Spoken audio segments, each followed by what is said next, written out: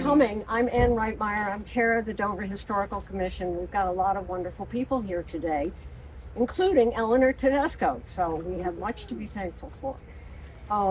And we are celebrating Paul Tedesco's contribution to the town of Dover and in the many other paths he took. His life's work is an inspiration to those of us who are here today and worked in service of the town and elsewhere, and to his family and friends.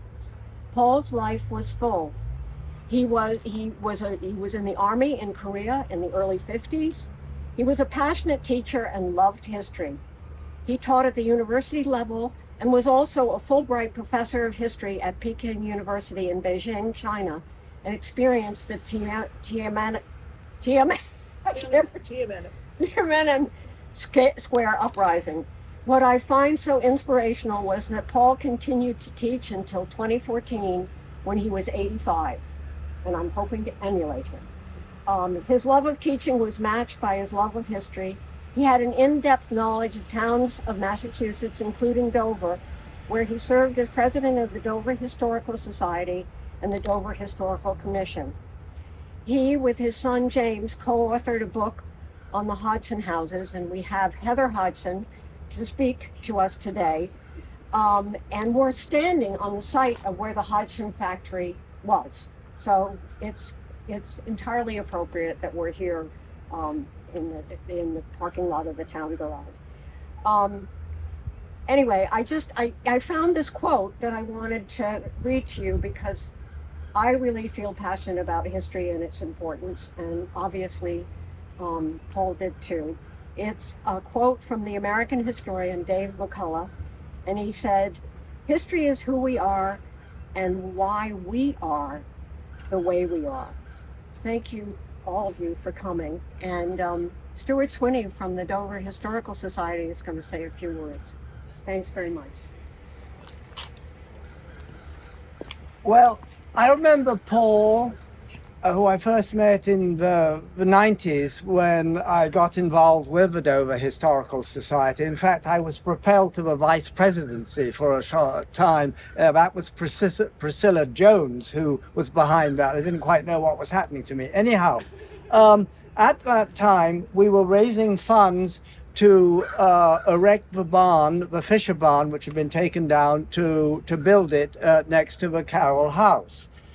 So Paul and I, Paul as president of the Historical Society, would go to the dump about once a month and collect bags and bags and bags and bags of cans and bottles and put them in the back of our Dodge truck, our black Dodge truck, which incidentally was bought by Lena's father, and it was the 1979 model, and it had the gear shift right up here. It was a great thing to drive. Anyhow, we would take these bottles to Bullard's in Medfield. We didn't raise much money, but it all helped, and it was good fun. And Paul and I would make the most of it. I remember him talking about his experiences in Korea in particular, and you mentioned it, and he told me one story. One night he was on a train in the middle of the night. He had to move around, and he stepped on this huge Australian soldier who was about to flatten him, and he talked him out of being knocked out, and they became good friends. And I remember Paul said we exchanged cap badges, and indeed I remember seeing that Australian cap badge. That was Paul. I enjoyed working with him, and well, may he sit in peace in due course. Thank you. So I first met Paul. I don't know how many of you know this story, but I worked at the Dover Pharmacy at the time, and I worked behind the counter serving coffee, raspberry lime Workies, you name it, and he would stop there on his way to Northeastern, and I would always serve him a cup of coffee. And I knew his coffee, I had it ready, and he went on his way to Northeastern. So that was my first Paul encounter, and I too went to Northeastern, as well as my father. So of course, there was an instant connection. Well, I buy my home in 2000 and decide I'm going to get involved with the Dover Historical Society, and here I still am.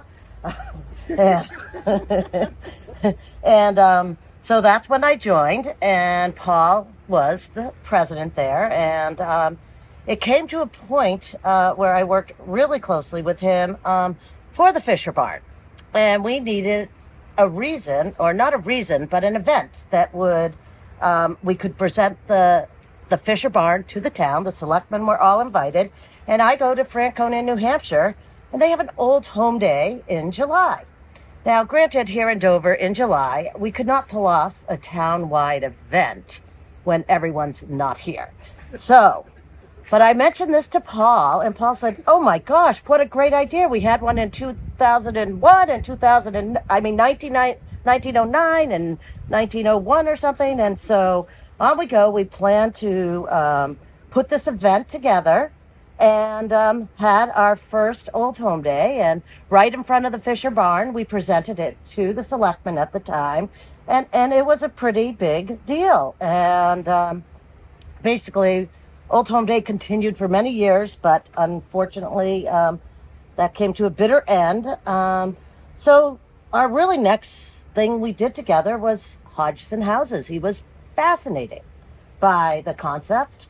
And he and my dad worked very closely together to, learn all about it. He and my dad went down to a place in Brewster called Brewster Park, where the Hodgson family had been one of the founding fathers of that. And they gave us a talk. And as I was driving down there with my newborn baby and video camera, probably from you, I'm like, oh, geez, I hope some people show up. And they had a community center, and the place was packed. I couldn't believe it. But there are a lot of Hodgson houses that were all down there. And my father now rents his grandfather's cottage, and we go down there in the summer. So a few people here have been there, and it's a lovely little spot. And then also we did Old Home Days through 2013, and 2 years we featured Hodgson houses, and we were able to tour some of the Hodgson houses on that event, and that was really, really fun. So Paul and I really became quite close. But I would say Paul's most important role, besides my, love of Hodgson houses, was that he was the Dover historian. And he really cared about Dover and its history. And I remember at one of our meetings, he had driven down Haven, and the first schoolhouse was there. And there was a rock there, and someone had bought the home and moved the rock. And who knows that? Paul. But I'll tell you, before we even had our meeting, that rock was right in place where it better stay. But, he just lived Dover. He lived history. This was the first of one of his books that he did, correct? Wasn't this the first? You could see these all over the place in other small communities. And so this was his first. And then, my favorite, he reproduced 2 of the catalogs. And this is signed by Paul. Very valuable. He did the postcards of Norfolk County. So Paul truly not only was a doer, he did things. He preserved this history. And the only other man I could think that's close is, Mr. Vara. And I just hope that there is someone between the commission and our society that could continue to, besides just having the museums opening and all, but to get this stuff out, to the company, because like you said, history is who we are. So I love Paul. I miss him. And I am so grateful to be here. And thank you for letting me say a couple words. Oh, okay. All right. So this is, I wasn't prepared for this, but I know. this is, And maybe we can. So you're going to clean. oh, I'm going to do that first, but I'm just going to say what it is. Okay. So we have actually, this is the original blue and white. We do have a cranberry one. And this was done by, Ryan Wild. yes, your sister. In-law. Sister-in-law. Cousin's wife. And one of my favorite things right here is the Hodgson water tower that used to be right back there. And my dad said they used to look for it, like you look for the Bourne Bridge when you're heading to the Cape. And I thought that was so cool. But So Hodgson is present on here, and this is a lap robe, and Should we lift it off? I think we should. Okay. And ta-da! Oh. And here is a beautiful bench.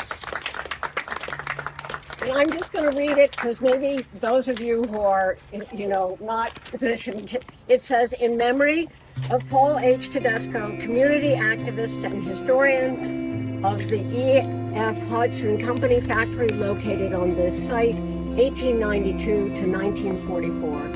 And anyway, we're so grateful for what he did.